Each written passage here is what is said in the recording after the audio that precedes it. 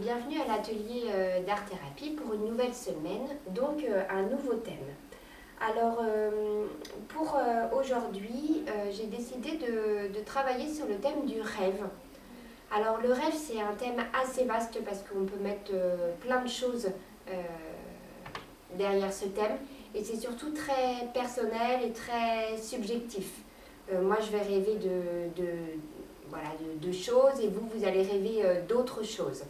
Donc j'ai essayé en fait de vous mettre un panel de modèles sur le lien Pinterest que vous allez avoir avec la vidéo. Mais vraiment, vous pouvez encore une fois vous en détacher. Vous pouvez aussi prendre des photos à vous. Je ne sais pas si en ce moment vous rêvez de vacances, vous pouvez prendre, je sais pas, des photos de vos dernières vacances ou si vous rêvez aussi de partir mais vraiment loin dans des îles, je sais pas, et vous tombez sur une photo dans un magazine, vous pouvez la prendre.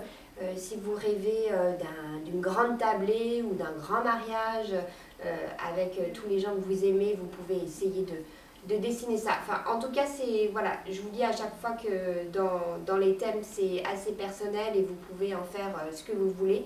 Alors là, le rêve, je trouve que c'est un thème vraiment très vaste. Donc moi, j'ai essayé de travailler ce thème. Alors pour moi, le rêve, c'est assez poétique.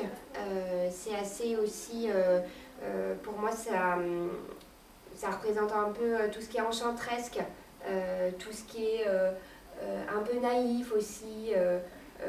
Et j'avais aussi envie de travailler parfois, je ne sais pas si ça vous arrive, mais des fois on rêve et puis on se souvient un peu de brides de rêve.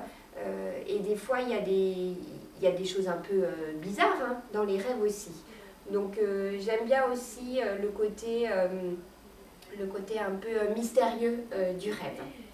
Donc là, je suis partie surtout sur le rêve poétique, enfantin aussi. Ça m'a fait penser un peu à de l'illustration. J'ai aussi utilisé beaucoup de doré. Alors, je ne sais pas si vous voyez sur la vidéo pour les étoiles. Donc là, j'ai mis un garçon sur une échelle qui regarde toutes les étoiles ou, je ne sais pas, des fleurs qui tombent. Et qui est bordé par une fleur. Je me suis dit qu'il peut lui chuchoter quelque chose, un secret. Et puis là, c'est une petite fille qui est allongée, qui touche les étoiles en fait. Et puis, je ne sais pas si c'est un éclair ou un chemin, enfin voilà. Donc j'ai utilisé l'aquarelle. Je trouvais que pour le côté mystérieux, poétique, avec les couleurs et les fondus, ça pouvait bien représenter ce que j'avais envie de dire.